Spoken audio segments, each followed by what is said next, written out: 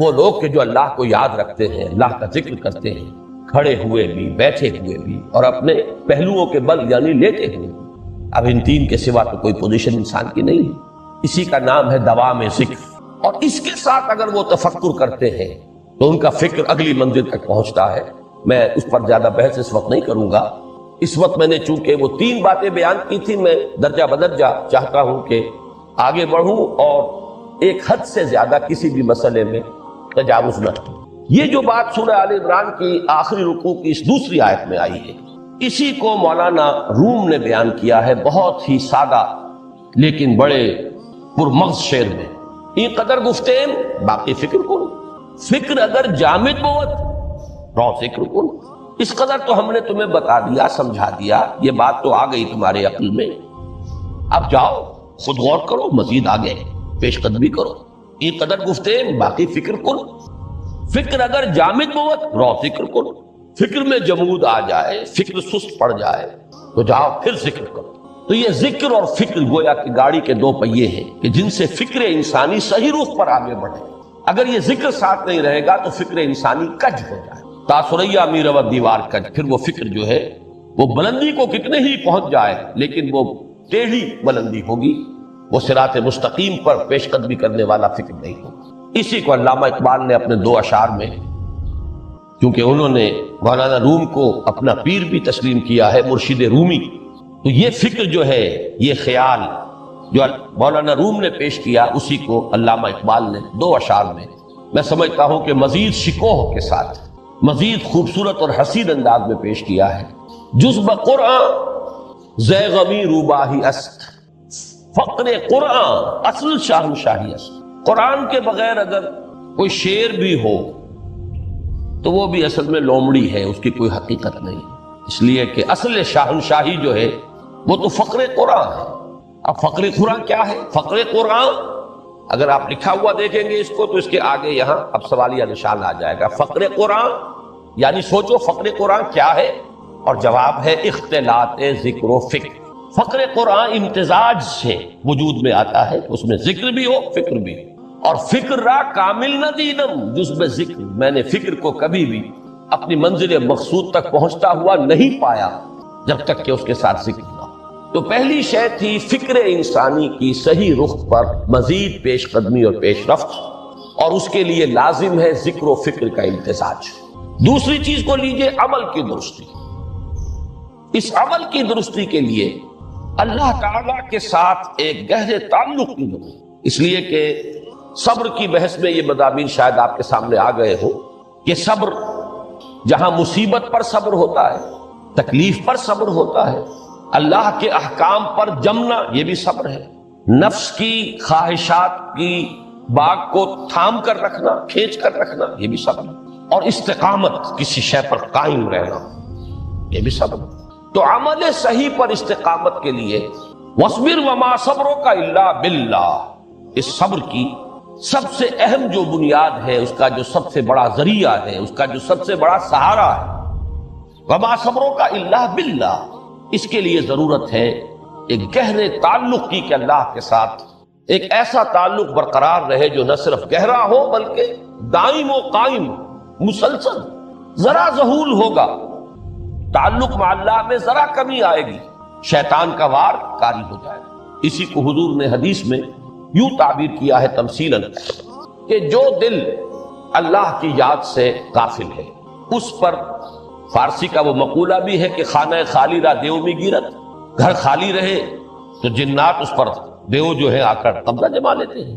تو خانہ قلب جو ہے اگر یاد خدا بندی سے خالی ہو گیا تو شیطان ابلیس لعین اپنی تھوتنی ٹکا دیتا ہے۔ یہ لفظ آتا ہے سور کے منہ کے لیے تھوتنی، جس طرح اس کا نکلا ہوا سا منہ ہوتا ہے آگے، تو یہ لفظ استعمال کیا گیا کہ وہ اپنی تھوتنی انسان کے دل پر جما کر اور پھوکے مارنی شروع کر دیتا ہے۔ تو شیطان کو موقع ہی کب ملتا ہے جب انسان کے تعلق مع اللہ کے اندر کمی، وہ خانہ بالکل خالی ہو گیا ہو یا اتنا ضعیف ہو گیا ہو کہ کل عدم ہو جائے، گویا کہ نہیں۔ تیسری چیز کی طرف آئیے، روحانی ترقی۔ روحانی ترقی کے لیے میں ایک اصطلاح کے سامنے لا رہا ہوں، اس سے مراد کیا ہے؟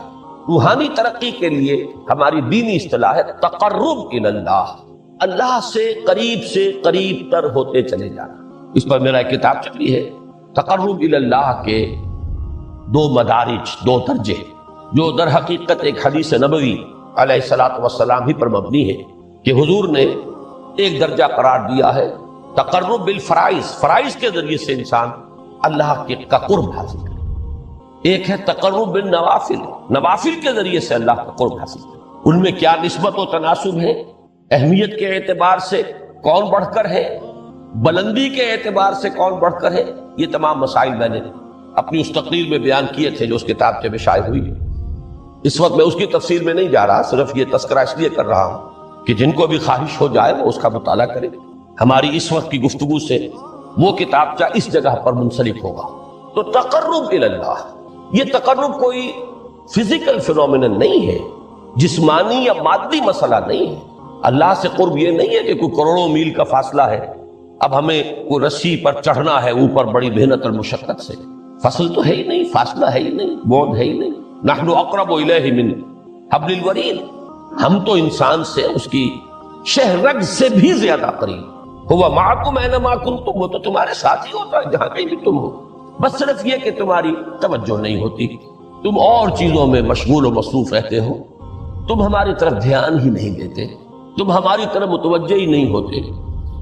ہم تو مائل بے کرم ہے، کوئی سائل ہی نہیں، راہ دکھلائیں کسے رہنم منزل ہی نہیں۔ انسان جب متوجہ ہو جاتا ہے اور بڑھتا ہے، آگے پیش قدمی کرتا ہے روحانی اعتبار سے، تو یہ ہے در حقیقت تقرب الی اللہ، اور اسی کو ہم کہیں گے روحانی ترقی۔ اب ان 3 چیزوں کو اگر آپ نے ذہن میں جما لیا، پھر میری بات کی ترتیب اس کو ذہن میں قائم کیجئے۔ ہم چلے کہاں سے کہ دین کے ساتھ اصل مناسبت فلسفے کی نہیں، حکمت کی۔ نمبر 2، حکمت قرآنی کا پہلا اور اہم ترین اور بنیادی مسئلہ معرفت رب کا حصول ہے۔ اس کا نتیجہ شکر خدا بندی، اس کا ذریعہ آیات آفاقی، آیات انفسی، اور سب سے بڑھ کر آیات قرآنیہ، جو الذکر، جو تذکرہ ہے، جو ذکر ہے۔ لیکن اس پہلے مرحلے کو اگر کوئی انسان بفضل ہی تعالی، اللہ کے فضل و کرم سے طے کر لے، اب اس کے سامنے 3 مسئلے، فکر کی مزید پیش رفت، مزید پیش قدمی صحیح رخ پر، اس کے لیے ذکر اور فکر دونوں کا امتزاج لازم۔ فقر قرآن اختلاط ذکر و فکر۔ الذین یذکرون اللہ قیاما وقعودا وعلی جنوبہم ویتفکرون فی خلق السماوات۔ دوسری شے عمل کا درست رہنا، نہ افراط و تفریط ہو، عدم توازن ہو، نہ انسان نفس سے مغلوب ہو جائے، نہ انسان جذبات کی رو میں اندھا ہو جائے، نہ انسان ماحول سے مروب ہو کر متاثر ہو، صحیح رخ پر اس کا عمل۔ نمبر 3، روحانی ترقی، جو اصل حاصل ہے، جو اصل مقصود ہے۔ نمبر 2 چیز کے لیے تعلق مع اللہ ضروری، نمبر 3 کے لیے تقرب الی اللہ۔ اب غور کیجئے، ان تینوں چیزوں کا بڑا گہرا تعلق ہے نماز کے ساتھ۔ ان تینوں کے لیے ستون کی حیثیت نماز کو ہے۔ لہذا ایمان کے بعد یا معرفت رب کے بعد حکمت دین کا اہم ترین مسئلہ نماز، صلاۃ، اس لیے کہ ایک طرف یہ انسان کو اللہ کے ساتھ ایک گہرے تعلق کا ذریعہ فراہم کرتی ہے، اپنے تمام مصروفیات میں سے، ان مشغولیتوں میں جن میں گم ہونے کا خدشہ ہوتا ہے، نکلو۔ 24 گھنٹے کے معمولات میں سے کم 5 مرتبہ تو لازماً نکلو، اور اپنے آپ کو ذرا، اپنے حواس کو بھی، اپنی باطنی کیفیات کو بھی ذرا تازہ کرو۔ اگر کوئی گندگی، نجاست، کسی طرح کی ناپاکی کا کوئی معاملہ ہے، طہارت سے تمہارے اندر روح کو بھی بالیدگی ہوگی، تمہارے حواس بھی تازہ ہوں گے، تم گویا کہ بحیثیت کل تمہاری ہستی چاق و چوبند ہو جائے۔ وہ کسل، وہ سستیاں، وہ جو ایک کثافتیں ہوتی ہیں، ان سب سے نجات حاصل کرو، اور اب اپنے رب کے حضور میں کھڑے ہو جاؤ، اس کے ساتھ اپنا عہد بھی تازہ کرو، اس کی اہم صفات کو بھی اپنے ذہن میں پھر مستحضر کرو۔ یہی وجہ ہے، دیکھیے میں نے جو آیات آپ کو شروع میں سنائی تھی، سورہ لقمان کی 2 آیتیں، پہلی آیت میں اس کا ترجمہ کر چکا، دوسری آیت وَلَقَدْ وَإِذْ قَالَ لُقْمَانُ لِابْنِهِ وَهُوَ يَعِظُهُ يَا بُنَيَّ لَا تُشْرِكْ بِاللَّهِ إِنَّ الشِّرْكَ لَظُلْمٌ عَظِيمٌ۔ اس کے بعد درمیان میں کچھ مضمون آ کر پھر وہ آیہ مبارکہ آئی یا بنی اقم الصلاۃ وامر بالمعروف وانہ عن المنکر واصبر علی ما اصابک۔ گویا کہ اہم ترین چیز، بنیادی ترین چیز، اللہ کو محض پہچان لینا کافی نہیں ہے، یاد رکھنا ضروری ہے۔ اللہ یاد رہے گا تو فکر صحیح آگے بڑھے، اللہ یاد رہے گا اور اس کے ساتھ ایک گہرا تعلق جو ہے برقرار رہے گا تو عمل درست رہے گا۔ بالکل یہی بات سورہ طٰہٰ میں جو پہلی وحی حضرت موسیٰ علیہ السلام پر ہوئی اور پہلا مخاطبہ ہے، چونکہ حضرت موسیٰ کو یہ انبیاء کرام کے مقدس گروہ میں ایک امتیازی حیثیت حاصل ہے کہ ان سے براہ راست گفتگو ہوئی ہے، اگرچہ صرف ایک پردہ تھا، اوٹ من ورائے حجاب گفتگو ہوئی ہے، لیکن یہ کہ کوئی فرشتے کا درمیانی جو ہے وہ لنک نہیں تھا، براہ راست اللہ تعالیٰ نے حضرت موسیٰ علیہ السلام سے کلام فرمایا۔ کلم اللہ موسیٰ تکلیما، موسیٰ سے تو اللہ نے کلام فرمایا جیسے کہ کلام کیا جاتا ہے۔ تو پہلا مخاطبہ ہے، یہ پہلا مکالمہ ہے، پہلی وحی کہیے، اسی میں یہ الفاظ بھی موجود ہیں، اننی انا اللہ لا الہ الا انا فاعبدنی واقم الصلاۃ لذکری۔ یہ گویا کہ حکمت قرآنی کا ایک بہت بڑا خزانہ ہے یہ آیت مبارکہ، کہ خود حضرت موسیٰ علیہ السلام کو جو ہدایت دی جا رہی ہے، میں ہوں، میں اللہ، اننی انا اللہ لا الہ الا انا، میرے سوا کوئی معبود نہیں، فاعبدنی، بس میری بندگی، میری عبادت، میری پرستش، میری محبت، اس کو اختیار کرو۔ وَأَقِمِ الصَّلَاةَ لِذِكْرِي، اور نماز کو قائم رکھو میری یاد کے۔ بلکہ اسی سلسلہ کلام میں آگے چل کر سورہ طٰہٰ میں آتا ہے، کافی گفت و شنید کے بعد جب حضرت موسیٰ نے کچھ معذرت بھی کی، کچھ دعائیں بھی کی، اللہ نے ایک دعا قبول بھی کی کہ ان کے بھائی کو بھی شریک کر دیا، حضرت ہارون کو بھی۔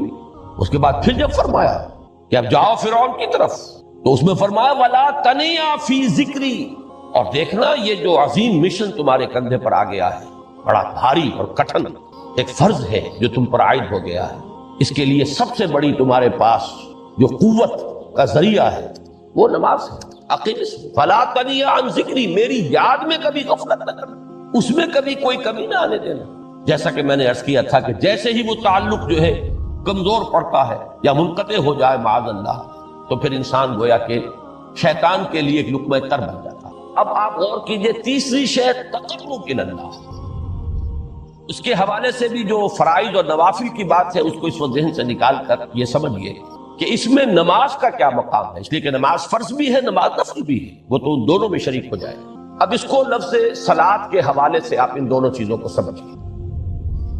صاد لام واو یا یہ چونکہ حروف علت ایک دوسرے سے بدلتے رہتے ہیں، یہ جو مادہ ہے اس کی جو خالص لغوی اصل ہے، جو خالص عربی زبان میں اس کا بنیادی مفہوم ہے، وہ آگ جلانا یا آگ تاپنا یا آگ سینکنا، حرارت حاصل، لہذا بار بار آتا ہے جہنم کے ذکر میں، اسلوہا، اب جلو اس میں، تاکو اس کو، یہ سینکے گی تمہیں۔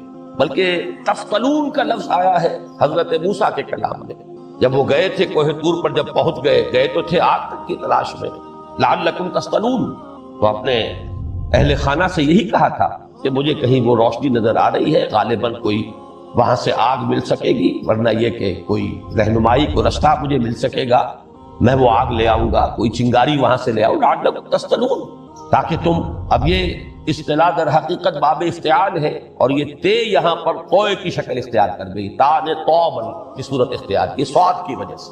بہرحال اس کا سب سے بنیادی مفہوم جو ہے وہ ہے تاپنا، سکائی حاصل کرنا، حرارت۔ اس کے حوالے سے سمجھ لیجئے کہ سب سے بنیادی تعلق اس کا جو ہے وہ روح کے ساتھ ہے۔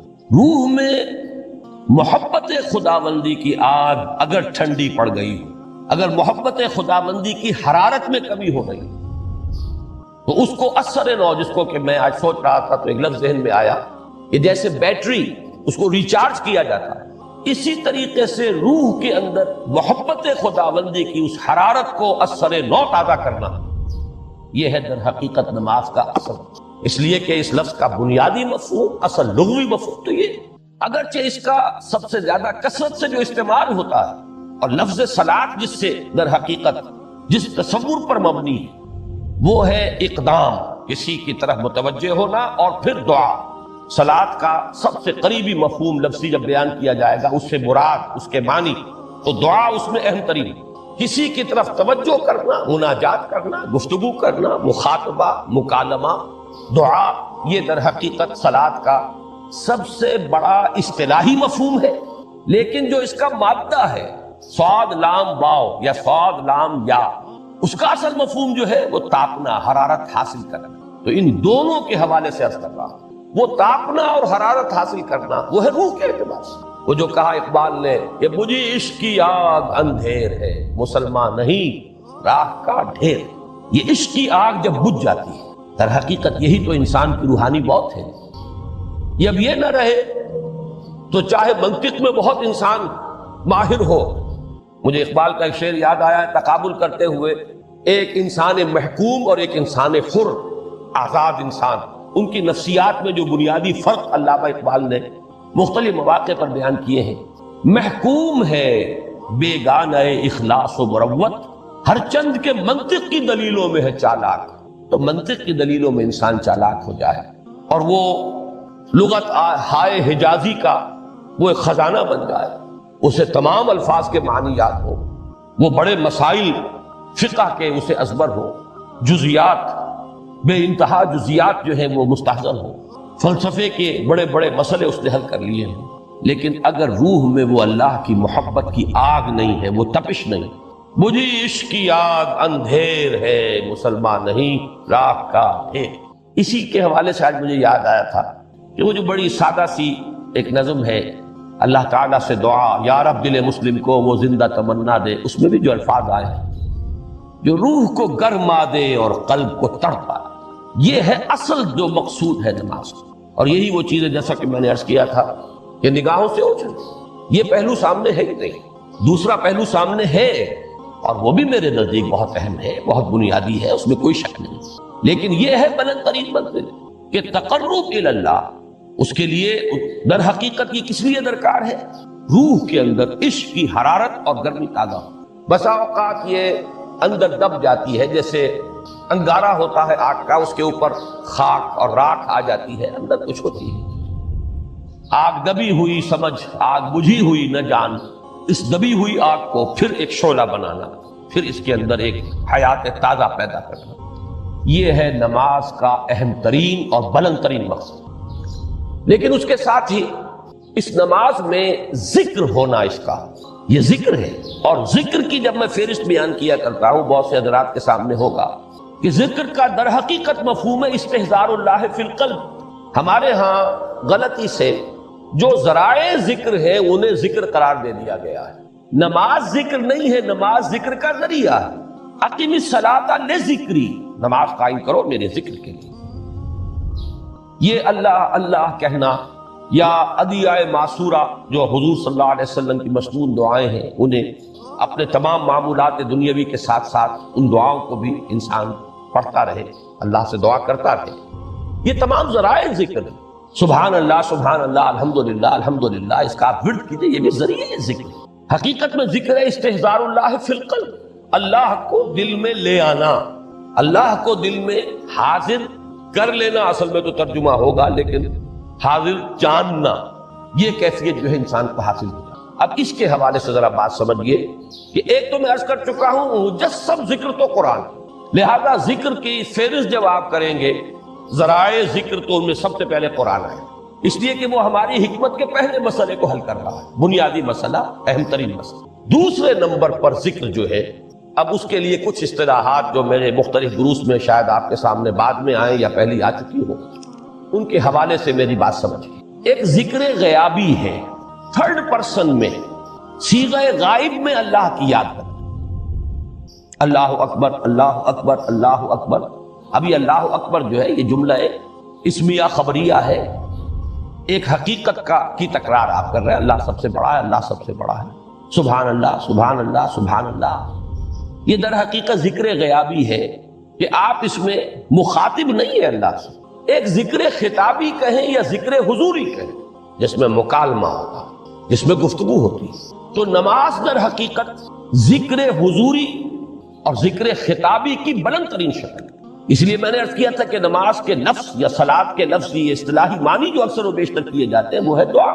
اور دعا میں ہوتا کیا ہے؟ مکالمہ ہے، مخاطبہ، اے اللہ، اے میرے رب، اے پروردگار. پھر یہ کہ اس میں اقدام اور کسی کی طرف متوجہ ہونا. یہی وجہ ہے کہ افتتاح صلاۃ، نماز کو شروع کرنے کے لیے، ایک تو وہ الفاظ جو قرآن مجید میں آئے ہیں، انی وجہت وجہی للذی فطر السماوات والارض حنیفا وما انا من المشرکین. یہ ہے توجہ کا ارتکاز، بشرطے کہ یہ صرف الفاظ ہی نہ نکل رہے ہو، واقعتاً یہ تعبیر ہو اس وقت کی انسان کی نفسیاتی کیفیت کہ شعوری طور پر وہ فیصلہ کرتا ہے کہ اب میں منقطع ہو رہا ہوں، ہر چہار طرف سے اپنی توجہ کو ہٹا کر، ہر مسئلے سے اپنے آپ کو خالی ذہن کر کے، یعنی ظاہری اور باطنی دونوں اعتبار سے میں اپنی توجہ کا ارتکاز کر رہا ہوں اس ذات کی طرف جس نے آسمان اور زمین کو پیدا کیا، اور بالکل یکسو ہو کر رہا ہوں. انی وجہت وجہی للذی فطر السماوات والارض حنیفا وما انا من المشرکین. اور دوسری وہ جو دعا جس سے ہم افتتاح کرتے ہیں اپنی نماز کا، دیکھیں اس میں خطاب کا کس قدر اہتمام. وہاں سبحان اللہ نہیں ہے، سبحانک اللہم، پاک ہے تو اے رب ہمارا، وبحمدک وتبارک اسمک وتعالی جدک. اور کر رہے ہیں یہ ہے تخاطب، براہ راست مخاطب ہونا. یہ گویا کہ لب لباب میں آپ کے سامنے عرض کر رہا ہوں علامہ اقبال کے خطبے کا، دی میننگ آف پریئر ان اسلام. خطبات جو ہیں ان کے مشہور، ان میں غالباً یہ تیسرا یا چوتھا لیکچر ہے کہ اس میں تصور یہ دیا گیا ہے کہ دو ہی انائیں ہیں. ایک انائے کبیر، اننی انا اللہ لا الہ الا انا، یہ وہ انائے کبیر ہے، انائے مطلق ہے، میں، بہت بڑی میں، جس کو کہ علامہ اقبال نے کہا دی بگ آئی ایم. یہ بگ آئی ایم جو ہے وہ سورہ طٰہٰ کی اس آیت میں، اور میرے علم کی حد تک کوئی اور مقام نہیں ہے جس میں اس قدر جلال ہو. اللہ نے اس طور سے اپنی انانیت کبریٰ اور انانیت مطلقہ کا اظہار اس بلند آہنگ کے ساتھ کیا ہو، اننی انا اللہ لا الہ الا انا. وہ انائے کبیر اور یہ انائے صغیر، یہ انائے محدود، یہ چھوٹی سی ایک انا ہے، میں، یہ میں ہوں. آپ جب کہتے ہیں میں، بڑی محدود سی ایک انا، دی فائنائٹ ایگو، انائے محدود اور انفائنائٹ ایگو. اور صلاۃ اصل میں کیا ہے؟ اس چھوٹی انا کا بڑی انا کے سامنے آ کر، روبرو ہو کر، وہ جو کبھی ٹیلی ویژن کا ایک پروگرام ہوا کرتا تھا، روبرو ہو کر خطاب. ایک ہے وہ صیغہ غائب میں تکرار، سبحان اللہ، سبحان، وہ بھی بہت اہم ہے، اس کا اپنی جگہ پر فائدہ ہے، لیکن ہر شے کے درجے ہیں. اگر حفظ مراتب نہ کنی زندگی، اگر آپ ان کے درجوں کا علیحدہ علیحدہ لحاظ نہیں کریں گے تو غلط رخ پر پڑ جائے. تو یہ جو دو ذکر خطابی یا ذکر حضوری، نماز اصل میں اس کی بلند ترین شکل. یہی وجہ ہے کہ سبحانک اللہم وبحمدک وتبارک اسمک وتعالی جدک ولا الہ غیرک. اس کا کی جس قدر تکرار یہاں پر ہے، آپ نے غور کیا، اس میں خطاب ہے. یا پھر یہ کہ یہ کا کی اس طرح کی تکرار آپ کو دعائے قنوت میں ملے گی. اللہم انا نستعینک ونستغفرک ونؤمن بک ونتوکل علیک ونثنی علیک الخیر ونشکرک ولا نکفرک. اب یہ جو ہے یہ در حقیقت خطاب کا اندازہ ہے کہ براہ راست گفتگو. تو سب سے پہلی بات تو یہ ہوئی کہ ذکر کی ایک شکل ہے ذکر غیابی، دوسری ذکر حضوری، اور ذکر حضوری یا ذکر خطابی کی بلند ترین منزل، بلند ترین اس کا ذریعہ نماز. اس کو ایک پہلو سے اور سمجھ لیجئے. سورہ فاتحہ جب پھر ہم پڑھتے ہیں جسے الصلاۃ کہا گیا ہے، جو لب لباب ہے، خلاصہ ہے، اس میں پھر تدریجاً غیاب سے حضور کی طرف پیش قدمی ہے. الحمدللہ رب العالمین الرحمن الرحیم مالک یوم الدین. یہ ذکر غیابی ہے، اس میں ابھی خطاب نہیں آیا. یہ وہی جملہ اسمیہ ہے، کل تعریف اس اللہ کے لیے ہے جو تمام جہانوں کا پروردگار ہے، مالک ہے، جو رحمان ہے، رحیم ہے، جزا و سزا کے دن کا مختار و مالک ہے. اب یہ غیاب سے حضور کی طرف، ایاک نعبد و ایاک نستعین اہدنا الصراط المستقیم. یہ ہے وہ. اب پہلے ایک معاہدہ ہے، ایک اقرار ہے، اعتراف ہے، وعدہ ہے، اور پھر دعا ہے، استدعا ہے.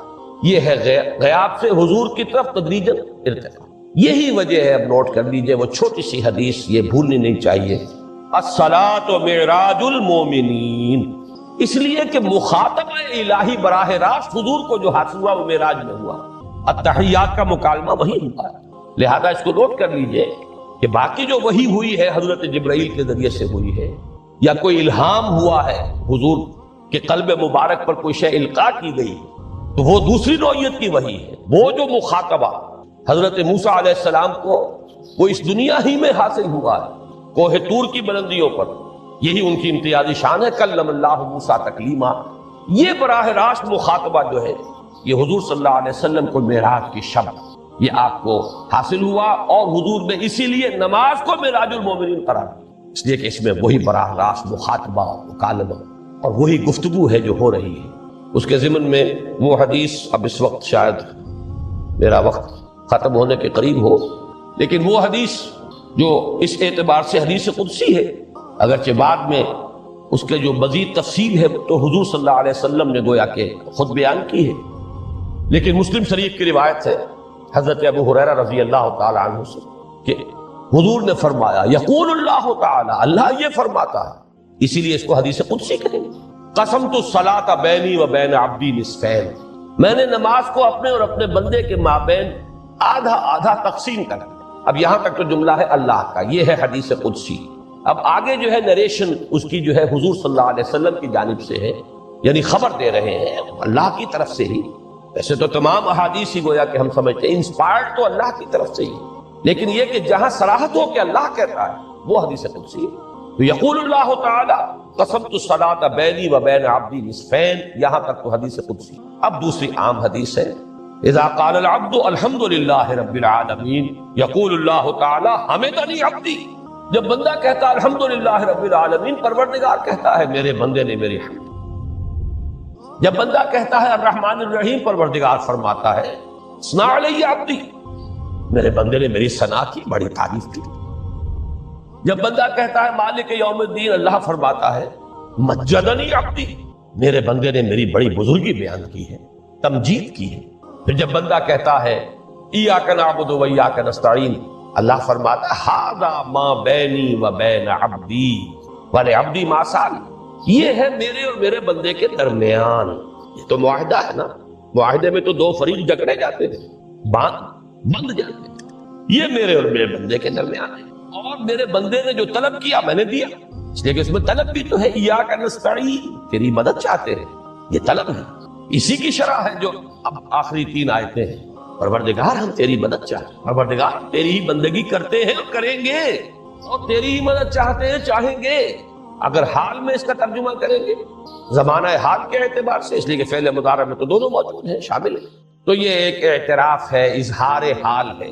اللہ کرے کہ وہ واقعتاً صحیح اظہار حال ہو، ہم واقعی اللہ کی بندگی کرتے ہوئے یہ کہیں کہ ایاک نعبد، ورنہ اگر ہماری اصل صورتحال سے وہ مطابقت نہ رکھتا ہو تو پھر تو ایک طرح کا جھوٹ ہو جائے گا، غلط بیانی ہو جائے گا۔ ایاک نعبد، تیری ہی بندگی کرتے ہیں، اور مستقبل میں کیجئے، کریں گے، یہ ہے عہد۔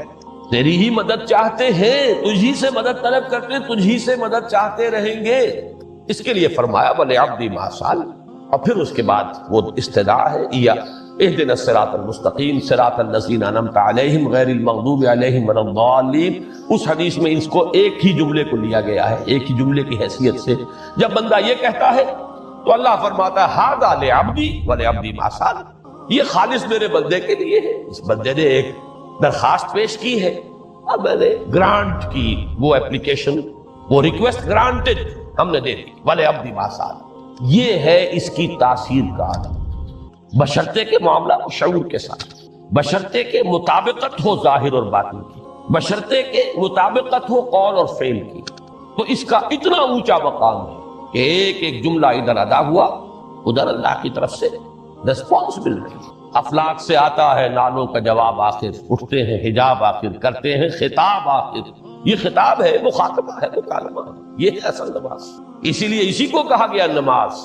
البتہ اب اس سے آگے بڑھیے، ذکر کی ایک اور شکل بھی ہے، اور وہ ذکر عملی ہے۔ ایک تو ہم نے کہا اللہ اکبر، اللہ بہت بڑا ہے، سب سے بڑا ہے، یہ جیسا کہ میں نے عرض کیا ایک اعتبار سے تو ذکر غیابی ہو گیا۔ دوسرے یہ کہ یہ ایک فکری لسانی ذکر ہے، ہم نے کہہ دیا۔ ایک ہے اسی کے ساتھ ایک عملی ڈیمانسٹریشن. جب یہ کہتا ہوا انسان سیدھا سجدے میں گرتا ہے تو در حقیقت یہ اس اللہ اکبر کی تعمیل ہے. لہذا نماز میں جہاں ذکر غیابی بھی ہے سورہ فاتحہ کی پہلی 3 آیات، جہاں الذکر کا حصہ بھی ہے، کچھ نہ کچھ قرآن آپ پڑھیں گے. پھر یہ کہ ذکر حضوری اور ذکر خطابی بھی ہے کہ آپ نے اللہ سے عہد و پیمان کیا، قول و قرار کیا، استدعا کی. اس کے ساتھ ہی ذکر عملی بھی ہے کہ جھکنا، اللہ کی تعظیم میں انسان جھکتا ہے. آپ اپنے کسی بزرگ سے جب ملاقات کرتے ہیں تو جھک کر سلام، تھوڑا سا جھکنا، زیادہ جھکنے کی تو اجازت نہیں ہے، لیکن یہ کہ تھوڑا سا خط آتا ہے، یہ بھی طبیعت کی بات ہے. میں سمجھتا ہوں فطرت میں جیسے شکر ہے ویسے ہی اس قدر تعظیم تو فطرت انسانی میں موجود ہے. آپ استاد کے سامنے آئیں گے تھوڑا سا خم کھائیں، آپ اپنے کسی بڑے بزرگ رشتہ دار کے سے ملیں گے تو تھوڑا سا خم لا محالہ ہو جائے. یہ در حقیقت اس آپ کے فکر کی ایک عملی تعبیر، اس کا عملی مظہر ہے کہ آپ نے اس ہستی کی تعظیم کی ہے، اس کی عظمت کا اقرار اور اعتراف کیا ہے.